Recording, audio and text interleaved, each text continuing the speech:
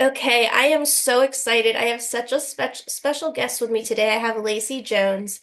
And as an entrepreneur and owner of Speak Your Essence, Lacey provides coaching, programs, and services that empower parents to support their children's anxiety, emotional well-being, and social communication challenges.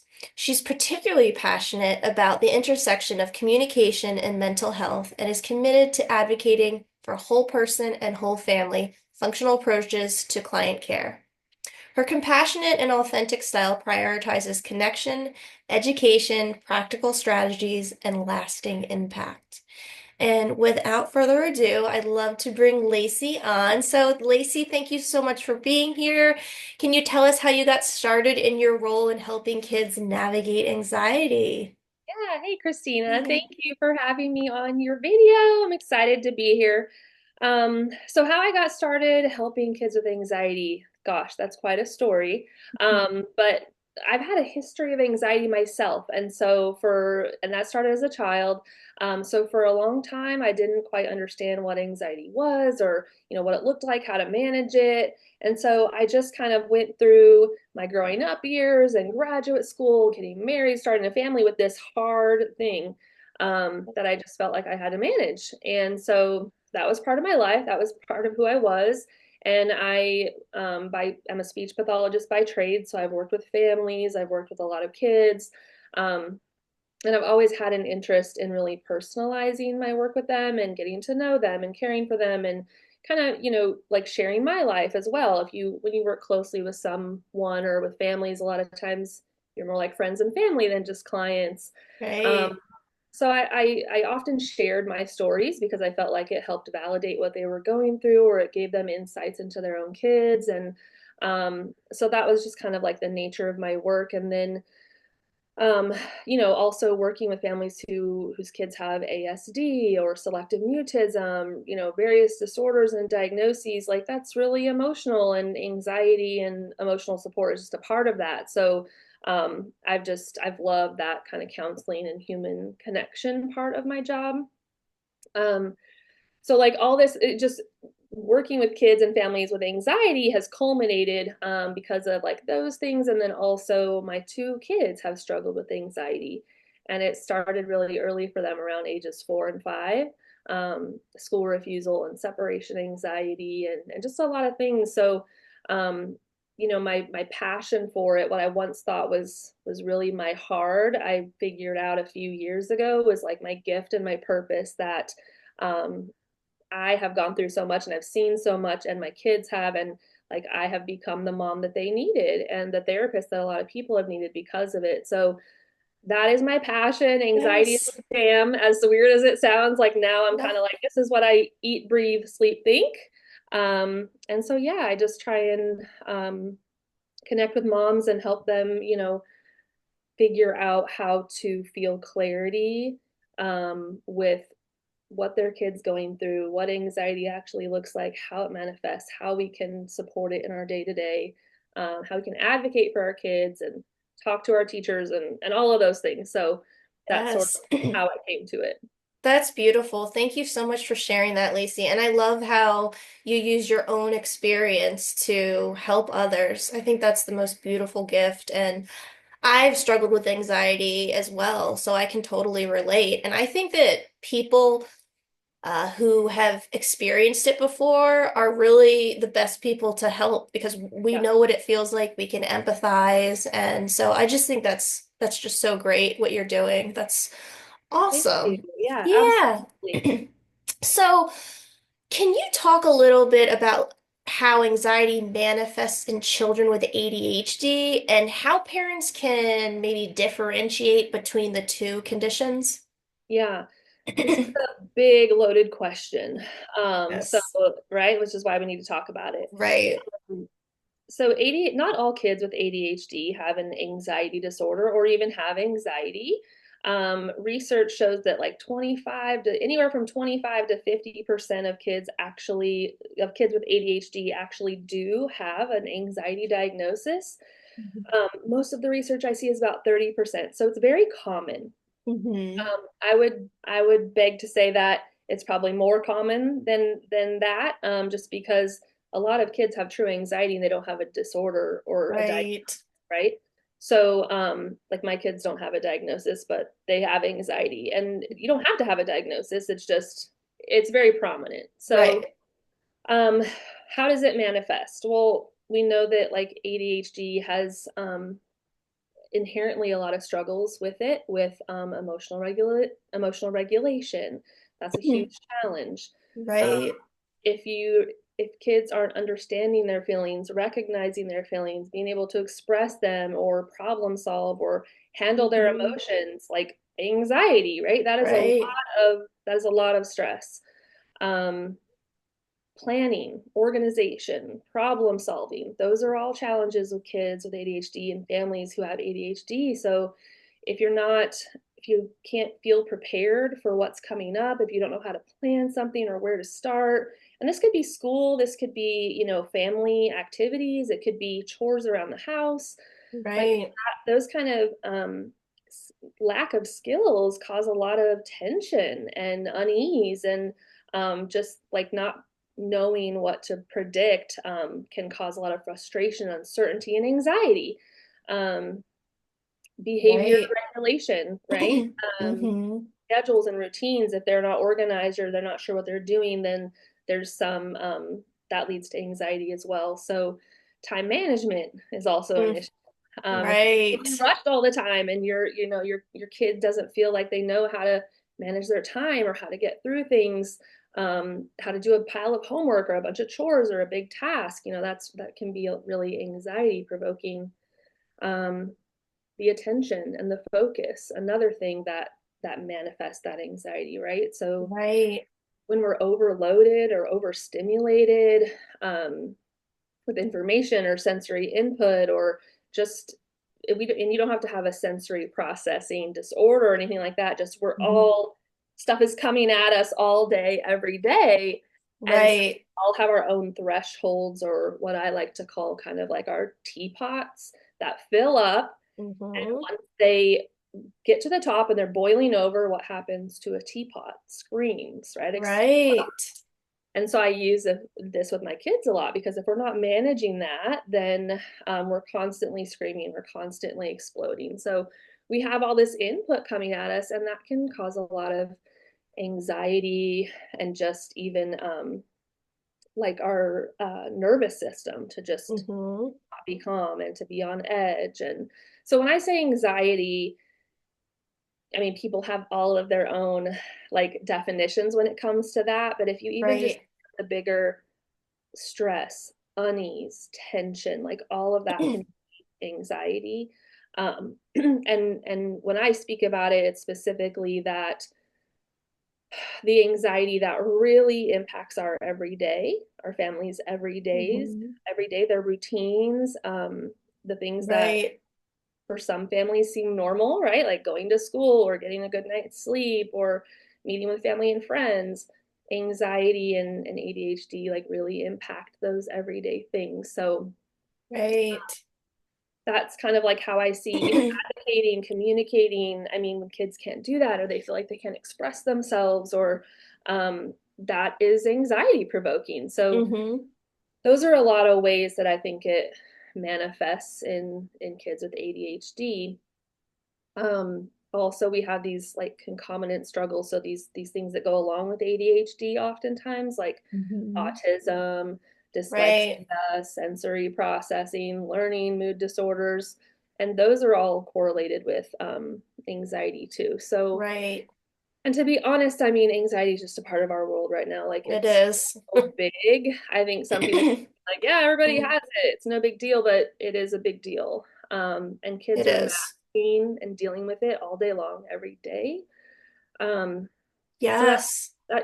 like that's the first part of the question. Did you want to add anything? No, that was like amazing. I love how you shared that statistic that the research is saying, about, I think you said 30% of kids with ADHD also have anxiety, but I also love how you just talked about how like you don't need a diagnosis to have anxiety. I feel like everybody across the globe has struggled with anxiety at Yeah. some point. Yeah. I think that that's awesome. And then you just said something, and just you and I know what this is, because we're in this field, but can you just explain really quick, Lacey, to our listeners, what does masking mean and what Yeah. does it look like in kids? Yeah. So masking is kids sometimes they don't know they're doing it. Hmm. It's they try to approximate the most normal behavior they can Hmm. by what they see around them and act how they think they're supposed to act. So it's if you have a child with anxiety, my son did this very well. So he gets really good grades and he follows rules to a T and he's super friendly. Right. And he's smiling, he's following directions. And so all of his anxiety, the teachers would be like, I mean, he does really great as soon as he gets into class. They kind of make you feel Right. like you're crazy. Right. And then when he gets home, he's falling apart and he's a complete nightmare and like a child I don't know. And so he was having this restraint collapse. Like I'm on all day, I'm on Yes. my best face, I'm masking Mm. all of this. Yes. Like it's a lot for me to be listening to directions and be sitting so long, right? When our kids Right. sit so long, and to be away from you and all these things. And so it's really like it just impacts his little system. So he's masking all day long, being like, I'm okay, and then it just comes out. And it can Right. be a child with uh, autism, right? So Hmm. they're being very pleasing and trying to get along and trying to make friends and answer questions, and it's so difficult for them on the inside because it's like really effortful and it's a real challenge, but they're masking and they're putting on this good face and act, Right. kind of like how they think they should act, and that affects us. So I don't know if you want to add anything to that, but that's kind of my thing No. on masking. No, totally. You nailed it. Like that's amazing. Thank you for sharing that. And also, I love how you shared, it's very common actually, the after school meltdown, people call it. Kids will literally, in the public school system at least, yeah, you're expected to sit still and just, for way longer than kids should have to do, right? And it doesn't set up a lot of kids for success. And so, in my experience, when I used to be a teacher and, parents would come to me and they'd be like, my kid just falls apart when they get home. Like, what's it like at school? And it's like, well, actually, your kid was a perfect angel at school. And, it doesn't mean just because a child is getting their work done, acting like a person, a perfect angel doesn't mean that they're not struggling. Right. So educators, parents, we all need to be really mindful of that and being able to recognize when our child is masking. So I love that you brought that up. And I think it Yes. starts with parents to really know that and then try Yes. and communicate and share with teachers because teachers don't get that. And I think we'll talk about this a little later, the responsibilities of school and how it fits into school. Right.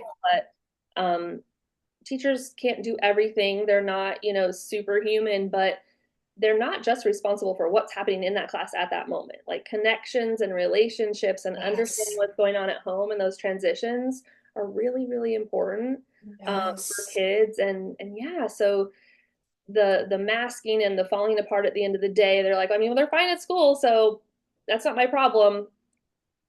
It still is something that they should be on board to be helping with. So I Yes. try and advocate for that a lot. Exactly. And then also I've obviously worked with a lot of parents over the years and with ADHD, or not parents with kids with ADHD and autism and different types of educational disabilities. And, you know, kids who probably really could benefit from a 504 plan or an IEP, and a lot of times the school will deny the Yeah, child just because the grades, I mean, well, he's a straight A student, so why does he need support? mhm, And it's kind of BS, yeah, because they're coming home and they're completely, falling apart because they need that support. They might need those built-in breaks, right? Or they might need that extra time and they're just pushing and pushing and pushing and being a people pleaser all day. And then, of course, when they get home, they're just like, it's their safe place and they just completely, melt down. yeah, absolutely. Yeah. And so pushing for that as a parent, some schools are really good at that, like having Hmm. social emotional activities built in, or um, Right. our school has like a calm down box where kids But already in second grade, the kids have learned like, oh, you use that calm down space if you're having like a fit and you're throwing over chairs or, you're laying on Right. the floor. And it's like, no, you can just ask to take a minute to just Right. there. Even my daughter, who's in middle school now, fifth grade, but middle school, she's like, the teachers don't want us to take a break. I said, but you are entitled to have a break whenever you need Yes. one. And actually, we need to put those in even if we don't feel like we need them. So take your bathroom Exactly. break, right? Sit there for a minute. And our teachers aren't suggesting that because they have 30 kids to keep on task and they have Right. certain, curriculum. And so we have to teach our kids to be like prioritizing their breaks and understanding that they need moments of, you know, timeouts. Yes, and I love that. We need to teach our kids how to like advocate for themselves and say, "Hey, I need a break." And Yeah. sometimes it's just 30 seconds. Sometimes they need to get their energy out, sometimes they need to take a breather. Um, so I love that you brought that up. Thank you so much. So, and you kind of talked a little bit about this, Lacey, but what strategies would you recommend to help children with ADHD manage heightened anxiety they may experience during transitions or unstructured times? Mhm. So I'm just going to talk about some general strategies because I think they apply to any of those things, but Yes, specifically, right, I get that you're saying transitions and unstructured is like where we kind of fall apart or where we're really right, having a hard time controlling it. Um, right, so routines are a huge help. If it's an unstructured time, we can still, as parents or as teachers, maybe go like, here are the two or three things you can be focusing on. right. Create them a little visual schedule. So Yes. you got three activities, you can choose those for Mm-hmm. right now, or you can set a timer for, a little activity. So even though we're having unstructured time, we can kind of structure it behind the scenes, which is really Right, helpful in kids feeling it's like giving them freedom of choice, but you're still kind of controlling the big picture. And I think parents yes. and teachers have to learn how to do that well. Um, Breaking things down into smaller parts. So Mm-hmm. teachers are like, you know what, put your stuff away, it's time to watch the specials, and we're like, that's just two things, but for some kids that's a huge transition, so they might Yes. need a little like sticker on their desk or someone to come by and just tap them and go, buddy, one more minute, and then we're gonna clean up. So just like a little verbal or a little visual reminder can help with a transition. um Sticky notes, sticky notes Yes. everywhere, right? Like we're gonna do this and then we're gonna do this. Before, after boards or first and then boards. These are Right, huge. All of these things are visuals. And not just kids with disabilities or learning disorders or ADHD or anxiety need right, visuals. All kids and grown-ups benefit from visuals because right, it's boring listening to things all day long and just like stuff is just going into our ears. So even if your kid is following directions and they're comprehending, like they can benefit from, okay, let me see this, and then it goes into my memory a little bit better. Um, right. or I'm taking it in more. So these visuals are really important, and a lot of times teachers don't know how to use these, or they don't have time to Yes. make them. So Hmm. therapists and parents can also share like, this is what's working at home, here's a little break card, can you just like stick this on his desk and he can wave it if he needs it, or um, Right. before you, like if your kid's really having a hard time transitioning before they go to lunch or the cafeteria or something, maybe give them their headphones right before, or a little card that says one more minute and then we're going. So Yes. some ideas I have, and then I think that teaching mindfulness strategies Yes. and child awareness is like the parent, our as a parent, our number one, like our biggest job. And it can be really hard to, you might see a therapist or you might watch a video and they're like, do meditation, do mindfulness, or you'll pull up an Right. and but still it's sometimes like, how do I do that in my life? It's Right. I'm a mom, we're busy, I don't understand it. So I love helping families and kids figure out how to put that into their everyday and make it realistic, not like I have to sit here and be quiet for a minute. Right. um, Yeah. there's techniques. So if you teach your kids like, nobody's looking at you when you're sitting at your desk, you can just squeeze your toes and then relax them 5 times.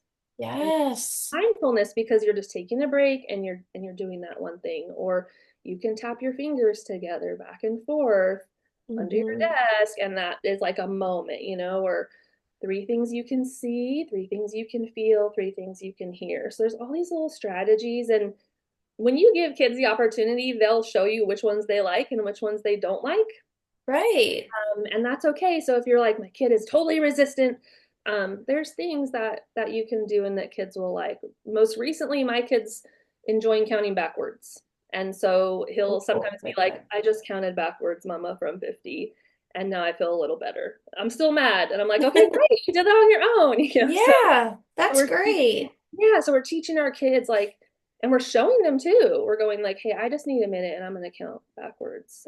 Yes, modeling, that's huge. Yeah, so Hmm. mindfulness and then awareness, right? Like teaching your kid like my teapot is about to blow. I think I haven't been taking care of myself, so I need to have another break during my day. Or Right. we're sharing with them like, what does it feel like in your body? You got a really tight chest or your stomach's really hurting you. Like letting Hmm. them know that those things mean something. And so they start to kind of monitor and understand how they feel.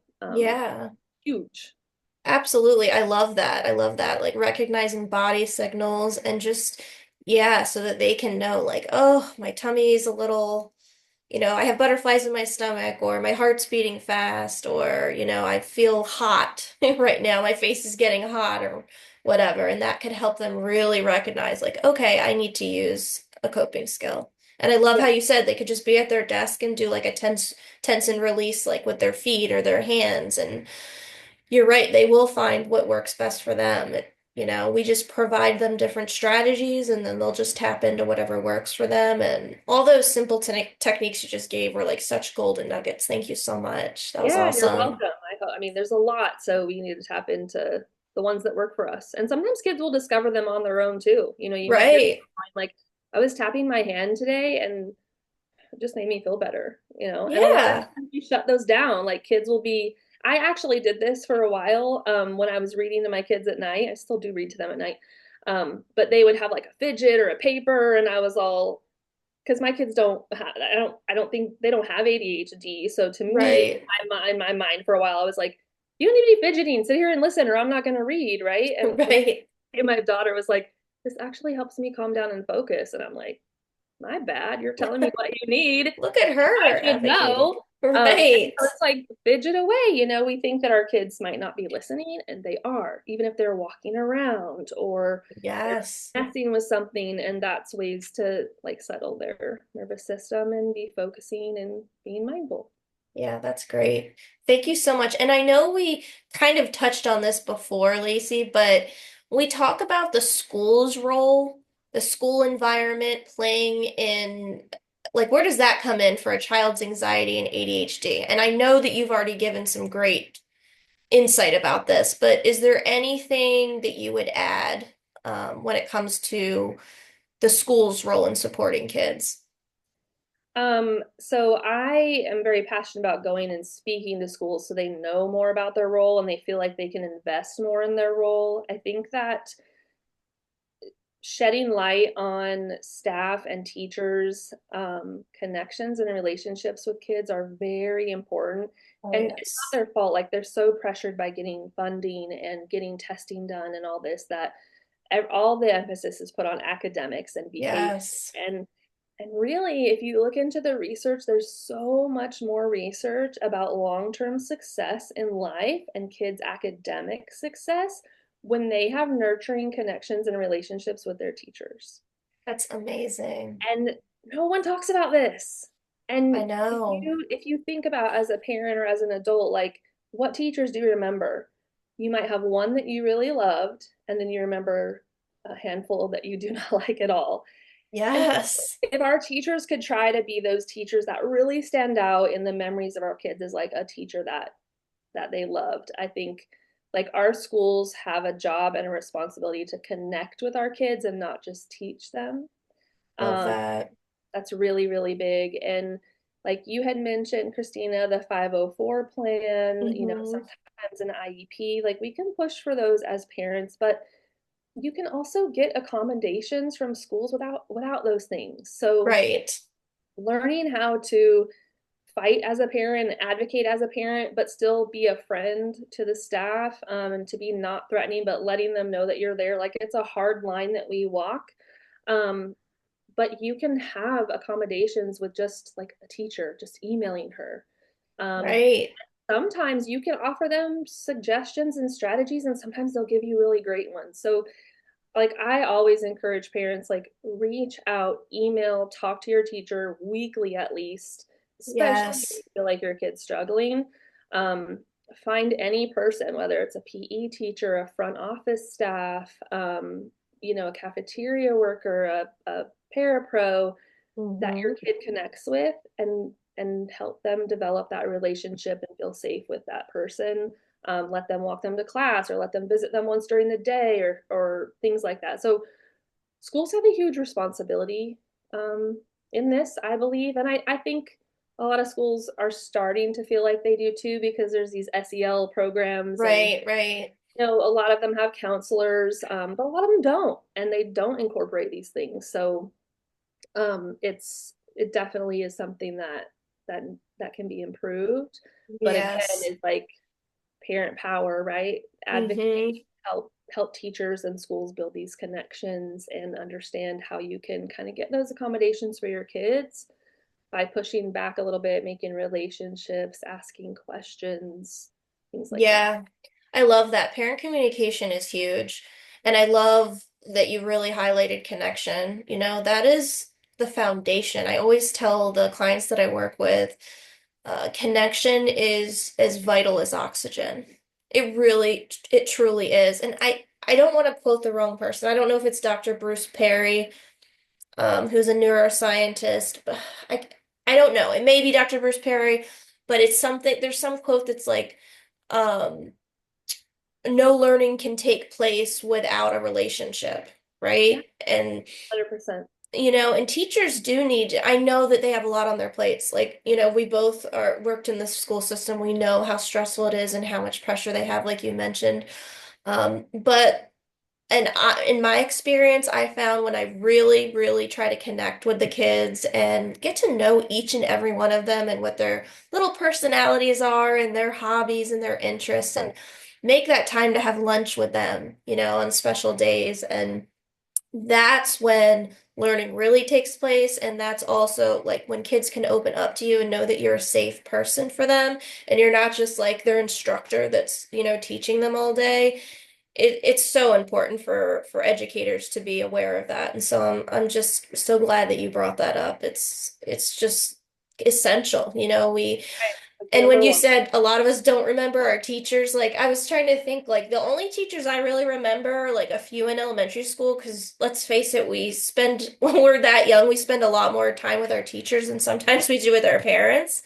Yeah. And I do remember the teachers that really took their time to, get to know me and my interests. And you could know, kids aren't stupid. They're very intuitive. They can feel when a teacher really cares, Yeah. you And shows know? interest. I mean, we need to go back to that, because with carpool and like Hmm. camps and programs, a lot of these things have not worked for my kids. They've been very difficult, and we've had to really titrate and kind of like, I've had to scaffold and kind of step by step get them through these things, because we just expect kids to be like, oh, you're doing this summer camp, this track out program. All right, well, hop out and walk with this person, and I'll see you in a couple hours. Like we teach our kids stranger danger, but then it's like, Right. go with this person, hop out of the car. You don't get to walk your kids in anymore. You line up, Right. and they kind of just herd them in. And I've been even to like camps where I've gone in and been like, so who's the camp leader? What's her name? Oh, this so and so. This is Miss so and so. Like they don't Right. introduce themselves. They just go, hey kids, this is what we're doing. And so kids have no idea like what their names are, who to address, how to address them. Um, Right. they're just like a big herd of sheep. And that's not building connection at all. And for our sensitive kids, for our anxious kids, for kids that have ADHD, Hmm. for our kids that have autism, like that is a huge problem. Right. It really is. Yeah. And I could literally talk about this topic all day Yeah. long with you, Lacey. I think it's just so important. I really appreciate all that insight that you provided, and we're gonna have to have like just a separate conversation about how important connection is because Yeah, it really podcast is. soapbox. Yeah. Yes, yes, I Yeah. love it. So, and you already talked about this, Lacey, a bit but how do you recommend balancing structure and flexibility when creating routines? And I know that you touched on this with, the giving the choices and stuff, but specifically for kids with ADHD, and anxiety, both of them really, really thrive with structure, but they also need that flexibility. So, what can you say about that? Yeah, I tell every parent, and we know this, but sometimes we get caught up and we forget. Your child is not the diagnosis. Your child is not anxiety. Your child is not ADHD. Your child is Yes. not autistic only. They are kids. And so routines and regimens and schedules are important, but like they're gonna have days where that just doesn't work for them. Um, Right. and so as hard as it is, like we have to be okay with that flexibility. Um, we have to get okay with making changes as an adult and going, okay, like how can I pause and reset my day? How can this look different?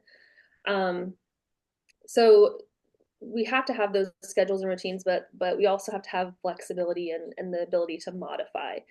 And sometimes that could be in the moment, which is the Mhm. hardest, right? It's like we got to get to school, we can't be late, and I got to get to work.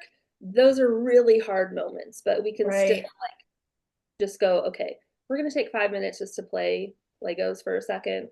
Let's just draw, and then we'll like catch up somewhere else, right? So you just Right. flexible for a minute. It could also look like this routine in the morning is working really well. And then guess what? Suddenly it doesn't. And so, despite popular opinion, I'm going to let my kid do iPad in the morning while he's having breakfast because now this is what's working for us. Right.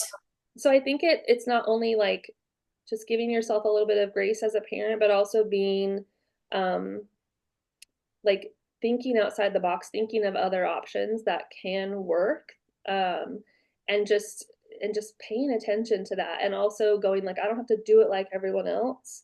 It doesn't Right. be the perfect parenting style, right? Like I don't want my kid on a screen all day, but sometimes that 10 minutes is really what they need. Right. But hopefully that, and I mean, I know there's like so many situations and parents Yeah. have a lot of struggles with this, but it's hard. We're trying to keep routine, but Right. the best parents that do the best parents at that are Mhm. sometimes like, well, I'm being a drill sergeant, or I really need to like chill out a little bit and let this change and kind of flow. So Right. I hate to say balance, but it's kind of like it's an ebb and flow, Yeah, it Days are- is. Yeah, It is. And I love how you said that. We need to just not listen to the noise and people, oh, you should be doing this and you shouldn't be doing that. Like, don't listen to people who are shoulding you, right? Just do what yeah, works for your child and let go of perfection. I know yeah, sometimes in the morning routine it can be really hard. Like, you got to get to work and but I love how you gave that example. We're just going to draw right now. We're just going to play Legos for 10 minutes because that's what you need. yeah. Like So, you need a break. I see that you need a break, and thank you. So do I. right, Right? You take it exactly. on you too, and you just veer. So we have to be everything that I think that we do with our kids, we have to look at ourselves first. Yes. We have a lot of great skills. Parenting is a superpower. It's really hard. Working with kids is really hard, but it's a very rewarding, and we just no matter what skills we have to kind of look at ourselves all the time because then we reflect that to our kids. I love that. Self-awareness. Teaching our kids how to be self-aware and really, most importantly, we need to be self-aware so that we can help support them, especially in these young years. That's Yeah. awesome. That's awesome. Thank you so much. So, the question of the day, Lacey, what would be your number one tip for parents of kids who are diagnosed with both anxiety and ADHD? So what we just talked about kind of led into this. Mhm. The number one, not even a tip, but like a life rule, right? The number one thing that I think is a necessity is that your regulation as a parent is number one.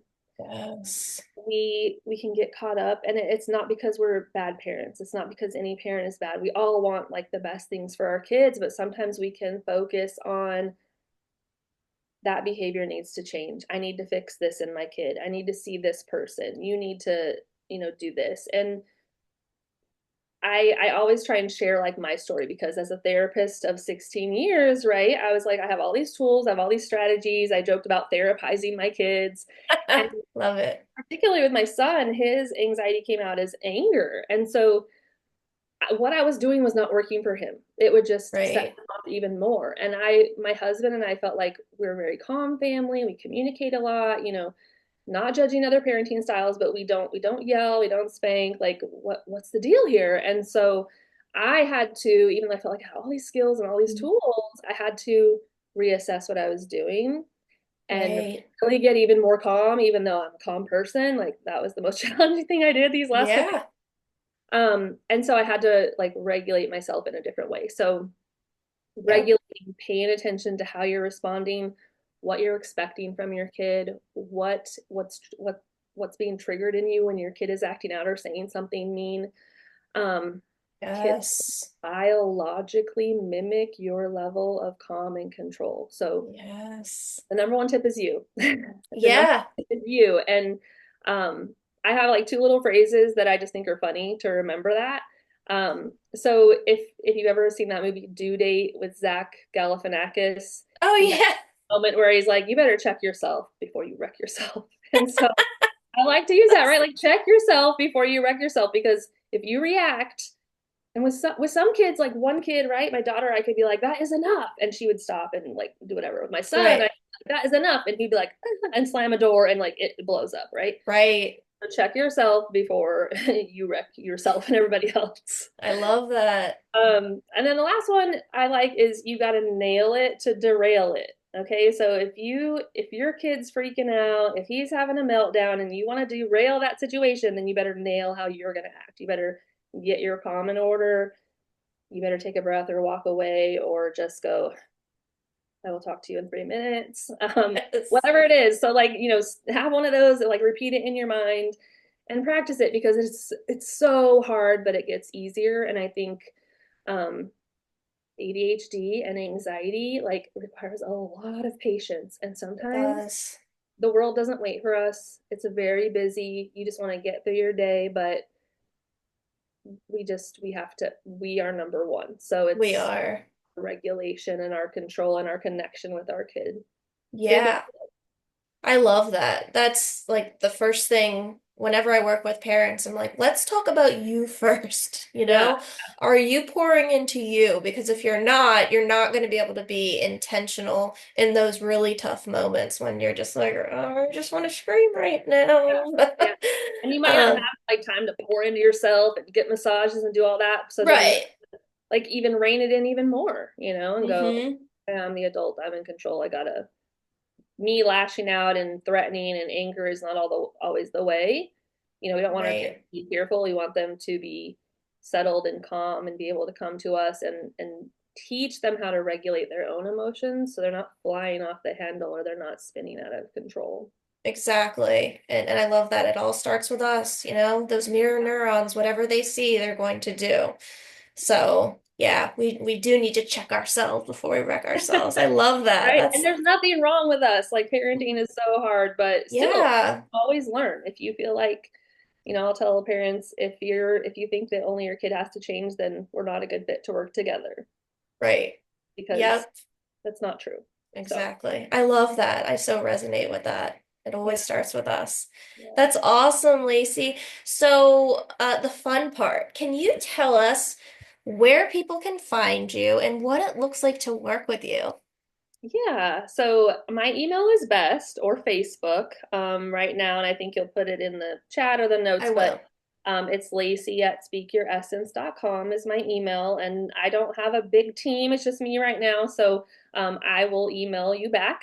Um, Facebook, I hang out on there a little bit, but I'm also kind of getting away from social media just because it goes a little bit against what I feel about mindfulness and calm and going against the grain. So anyway, both of Yes. those is a way to connect with me. My website is still under development, but you can check it out, come back to it, speakyouressence.com. Um, Wonderful. and then working with me, so I want to say like I offer a variety of not only like different supports, but also cost levels of support because I feel like parents need different things Hmm. and at different times in our life. So Right. I have everything from like a full-fledged, one-on-one coaching program. Like, we need a serious transformation. I've tried all these things. It isn't working. Help me set some goals. Help me figure out how to put this into my life. Help me like understand myself and my child better and connect and like feel more peaceful. There's Yes. that. I also have just like some one-off services. So, hey, I really need help with just this one situation, and I can, it's a one-time kind of, here's like three things you can do at home. Um, Gotcha. Start tackling that. And then I Hmm. have a monthly membership. So if you're like new to what's going on, or you think your child has anxiety, or you're waiting on a wait list, Hmm. or you just want information, and kind of guidance and support, it's a way that you can like text or call me during office hours every week. Love And then that. I have like a monthly Zoom session. So you kind of just get that extra like support, or I'm on my couch, I'm thinking of this situation, and I'm going to send this and get a feedback. Because Yes. you wait a long time for doctors and wait lists and appointments, and you feel very alone sometimes outside of your family and your friends. Right. So I have various levels of support and services, but then just to work with me, um, I pride myself on really being functional for families. Hmm. So working as a therapist for so long, I'm really good at how can this work in your life, right? Right. How can we actually make this work in your routine and your schedule and what you believe? So that's where you're going to find progress, is if it can work for your life. And also, I really try and like value the whole picture. Whereas, Yes. you go to a heart doctor, you get heart advice. If you go to a psychologist, you get a little snippet there, and then you don't talk to them really for another week or two. If you go to the Hmm. doctor, it's just medical. Your teacher is academic. So, like, I'm looking at all those things. I'm helping people put together like the whole picture and the puzzle and going, let's kind of like make a plan and take in all these pieces that maybe someone has missed that could be helpful. Love So that. holistic and functional is kind of and authentic. I mean, I'm a people person. I'm a Libra, so I You're a like to think Libra. I'm pretty, easy and loving and all those things. But Wow. I love those are so many great opportunities to work with you. And I love that you meet the parent where they are and give them what they need and make it doable. That's yeah, great. That's awesome. So, and I will drop all these links so you can find Lacey. But the last thing I wanted to share, well, a couple things. One, I wanted to share that Lacey has a gift that she'll tell you about if you want to share with them. What is your special gift for our listeners, Lacey? oh yes, it's a gift. I wish I could wrap it up and send it to you. It's a guide, so more things to read, but you can go back to it whenever you need. It's called Calm: Resetting the Reactive Response. And so it's like a four-pillared kind of framework for what things can I keep an eye out for as a parent to figure out how to act instead of react to my Love child it. these really difficult times. So there's that guide that you can get. And I That's wrote that awesome. because it was so I had to really change things, particularly for my son. So Oh, gotcha. Well, that's awesome. What a great gift. So everyone will have access to that. I'll drop that link. And then lastly, I just wanted to share for all the listeners that Lacey is hosting a webinar on December 18th at 6 p.m. Eastern Standard Time, and it's called Essential Strategies for Parenting Anxious and Sensitive Kids. So if you think that this could be a support for you, I invite you. I'm coming to the webinar. I'm super pumped about it. And we will also drop the link for the registration for that as well. thank you. So, yes, thank you so much for being here, Lacey. I've had such an amazing conversation with you. I could probably talk to you all day. I could too, Yes, so Christina. many golden Yeah. nuggets. It's been amazing, and I'm sure that we'll be talking again in the future. Thank you so much for spending the time with me, and any listeners, anybody, like, I'm open to email and chatting anytime you need it. So Wonderful, thank wonderful. you. Thank you so much. All right, good to see you. You too.